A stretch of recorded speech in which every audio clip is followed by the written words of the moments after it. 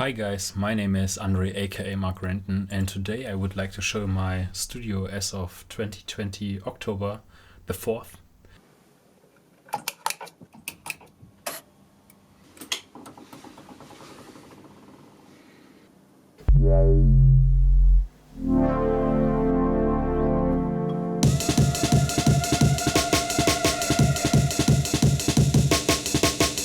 I think it's a nice idea to show you my studio and how I'm working, because a new EP is coming out. It's called Mark Renton Signal Waves EP on Drum Army on 23rd of October. And yeah, I would like to give you an idea how I'm working with a series of videos, and today I'd like to show my videos, and the upcoming videos maybe something else that's related to the EP. Okay, so I hope you enjoy it. So speaking about the studio, just an overview of what's almost here. You will see some other things later. But before talking about the hardware, I think instead of showing you the computer, my main part of the studio are the mixers, because everything is attached to the mixers, all the hardware. And when I turn on the mixers with this button, basically, I can play all the keyboards and so on without turning on the computer. That's the cool thing. That's the idea of this studio.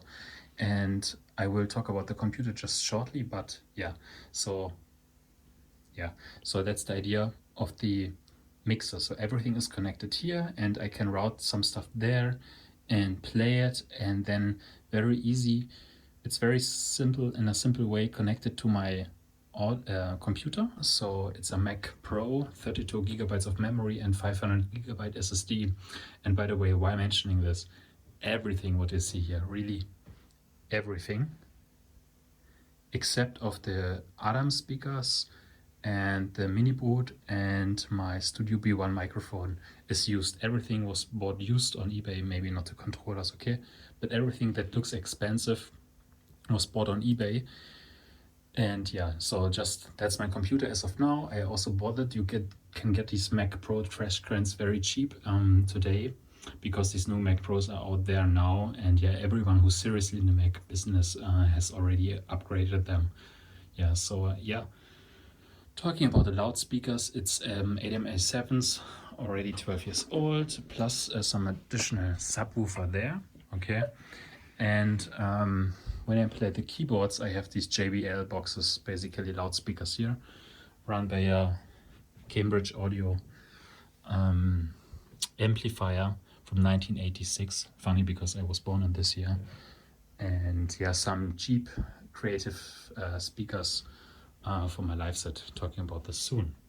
Heading over to the synthesizers. So my oldest synthesizer is the Virus B, but fun story, to actually get money for the Virus B, I sold the JD-990. So I had this way longer than, or not way longer, but 1 or 2 years longer than the Virus.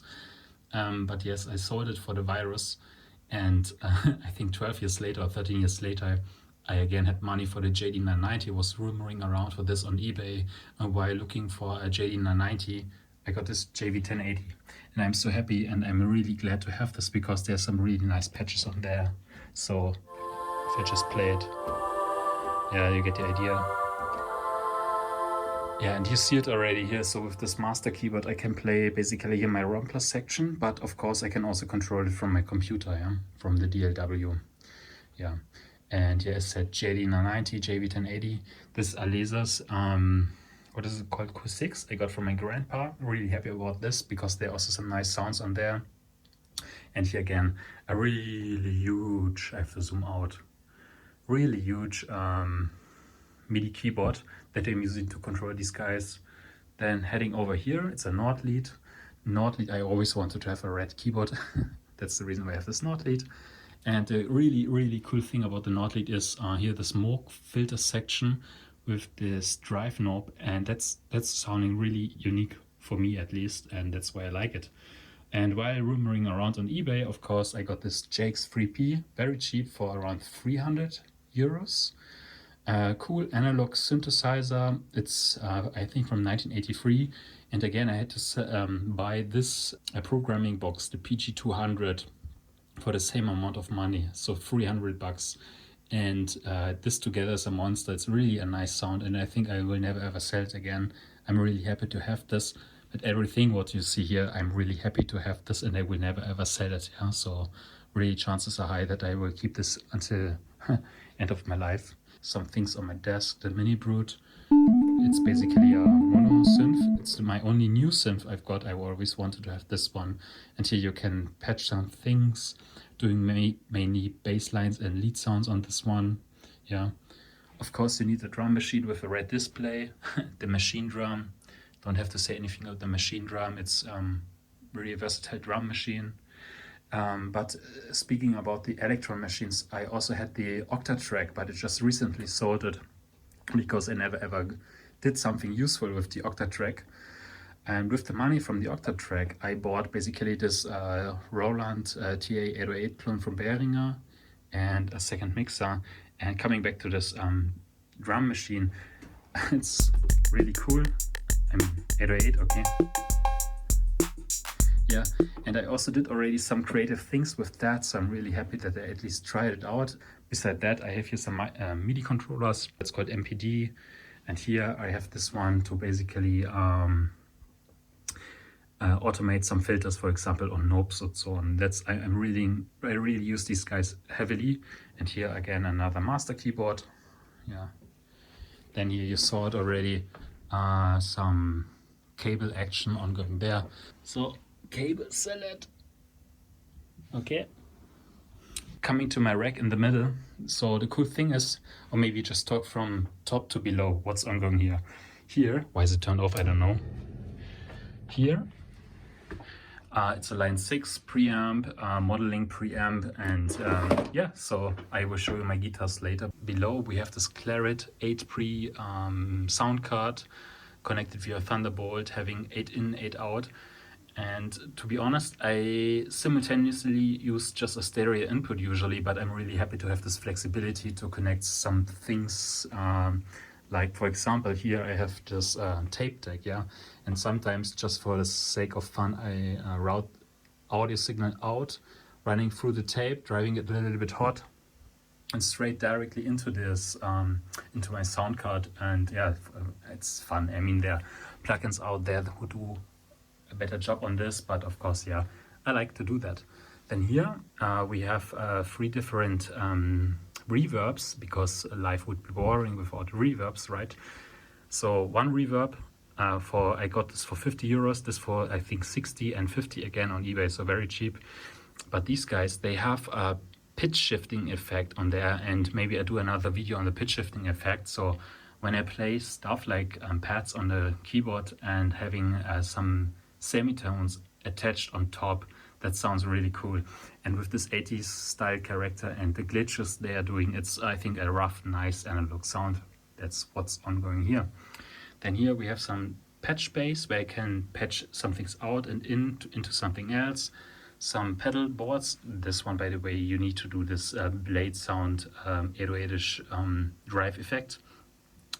So another pitch shifter, another delay. So yeah, that's basically what I'm doing live, yeah, when I play live. Yeah. Then heading over, what else do we've got here? A hi-hat, because you need a hi-hat when you do drum and bass, right? A Fender Strat guitar. I got this when I finished my master degree. I got this from my parents. It's from San Francisco, and I'm really happy to have this. I use this for pads and things. Here's some scores in Cyrillic from my better half. Some hi-hats, some cymbals. Cool, huh? Isn't it? And an ukulele. The camera. Technics turntable, currently not connected, unfortunately, but let's see. Okay. Here, acoustic guitar. I have 2 actually. One is in our living room. And here, bass, e-bass from a friend of mine. It's, I think you cannot read this in the dark light, but yeah.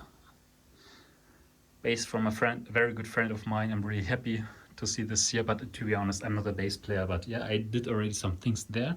And finally here, this is called my live desk, I call it.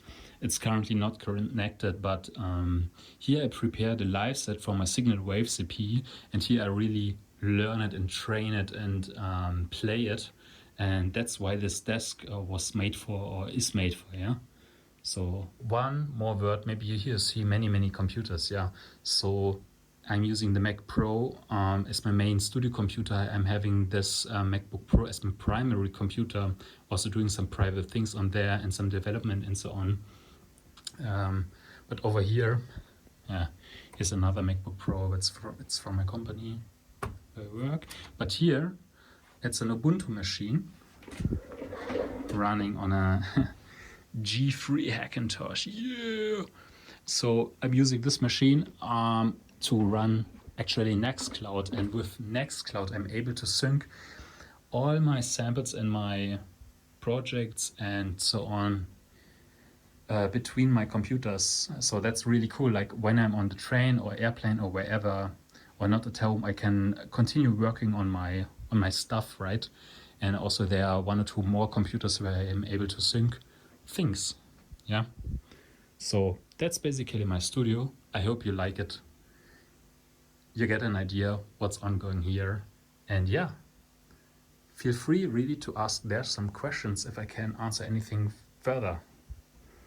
All right, this was a very short studio tour of my studio as of October 2020. I hope you liked it. Please feel free to ask me any questions, and yeah, looking forward to produce further videos. I really enjoy that. Talk to you soon.